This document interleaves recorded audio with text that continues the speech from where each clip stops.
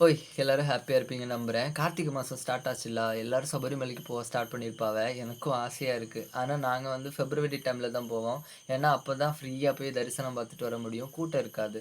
எனக்கு வந்து ஐயப்ப சாமிய ரொம்ப பிடிக்கும். சின்ன வயசுலேருந்தே ரொம்ப பிடிக்கும். சின்ன வயசுலேருந்தே இந்த ஐயப்ப சாமி பத்தின ஸ்டோரீஸ்லாம் கேட்டு தான் வளர்ந்தேன். எங்க அம்மா சொல்லுவாவ, எங்க தாத்தா எல்லாம் சபரிமலைக்கு போறப்ப 1 வாரம் ஆகுமா திரும்பி வீட்டுக்கு வர்றதுக்கு. ஏன்னா, அந்த காலத்துல இந்த மாரி வண்டி இதெல்லாம் இருக்காதுல்ல. ஃபோன் எதுவும் இருக்காது.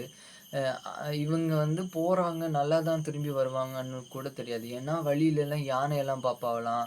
அப்புறம் புலிலாம் பாப்பாங்களாம். எங்க தாத்தா போயிட்டு வந்த எக்ஸ்பீரியன்ஸ சொல்லுவாவலாம். இப்படி என்ன யானைய பார்த்தேன், புலிய பார்த்தேன், அப்படி இன்ட்ரஸ்டிங்கா இருக்குமா கேட்கறதுக்கே. எங்க அம்மா வந்து அப்பா எப்போ வருவாரு? ஸ்டோரி கேட்கலாம். சின்ன குழந்தை தானே! அப்போ எப்படி எக்ஸ்பீரியன்ஸ் எப்படி இருந்துச்சுன்ற மாரிலாம் வெயிட் பண்ணியிருப்பாங்களாம். அப்புறம் இந்த சாமிமாரெல்லாம் போறப்ப வீட்ல